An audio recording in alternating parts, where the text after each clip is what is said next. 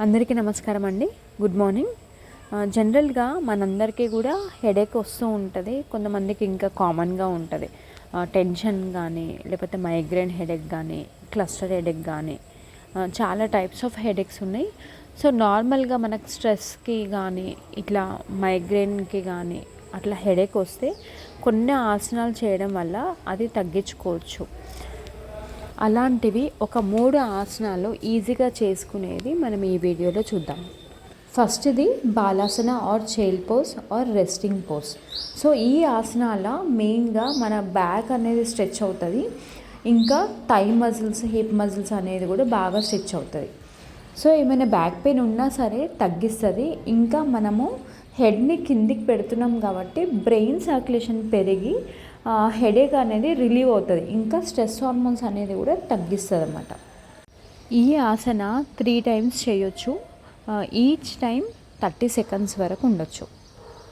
Next ఆసన అధోముఖ శ్వానాసన or downward dog facing pose. ఈ ఆసనాల మన అప్పర్ బాడీ అంతా కూడా స్ట్రెచ్ అవుతుంది కాబట్టి మన స్పైన్కి అనేది చాలా మంచిది. ఇంకేమైనా ఫిజికల్ అండ్ మెంటల్ స్ట్రెయిన్ ఉన్నా సరే తగ్గుతుంది. ఈ ఆసనాల మనం హెడ్ కిందికి పెడుతున్నాం కాబట్టి బ్లడ్ సర్క్యులేషన్ అనేది పెరుగుతుంది అన్నమాట. దానివల్ల ఏమైనా హెయిర్ ఫాల్ ప్రాబ్లమ్స్ ఏమైనా ఉన్నా సరే తగ్గిస్తుంది. ఈ ఆసన కూడా మనం 3 టైమ్స్ చేసుకోవచ్చు. ఈచ్ టైం 30 సెకండ్స్ హోల్డ్ చేయాలి. Third best Haasan for headache అంటే సేతు బంధ సర్వంగాసన ఆర్ బ్రిడ్జ్ పోజ్ అంటారు. ఈ ఆసన చేయడం వల్ల మన chest, neck, spine and lower abdominal muscles అన్నీ కూడా స్ట్రెచ్ అవుతాయి. ఇంకా ఏమైనా థైరాయిడ్ రిలేటెడ్ ప్రాబ్లమ్స్ ఉన్నా సరే ఈ ఆసన అనేది చాలా హెల్ప్ అవుతుంది అన్నమాట. అంతేకాదు ఇది డైజెషన్కి మంచిది.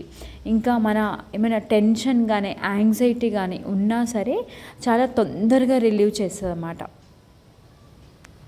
ఈ ఆసన కూడా 3 times each time 30 seconds hold చేయాలి. Thanks for watching.